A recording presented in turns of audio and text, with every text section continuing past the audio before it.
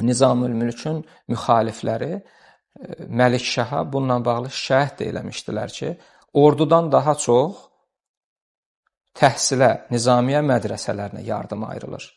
Əgər ora ayrılan 600 min dinar xəzinənin çox böyük bir hissəsi illik, belə deyək, büdcədən orduya ayrılsaydı, indi Səlcuqlu bayraqları Konstantinopolun qalasında dalğalanırdı. Bütün belə sözlərlə, bu kimi sözlərlə Məlikşahı bir qədər Nizamülmülkə hədəfləyirlər. Məlikşah Nizamülmülkü hüzuruna çağırır, ona atam deyə həmişə xitab eləyirdi, çünki həm də onun tərbiyəçisidir, müəllimidir, ilk müəllimidir.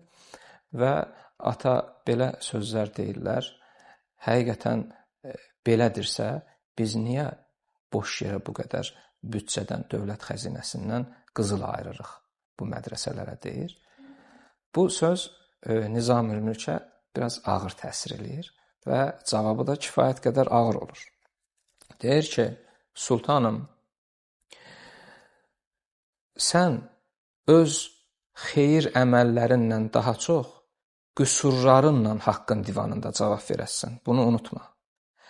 Və cavab verərkən boyu 2 arşını keçməyən qılınclarla, məsafəsi 300 arşını keçməyən oxlarla ordun haqqın hüzurunda səni qoruya bilməyəcək.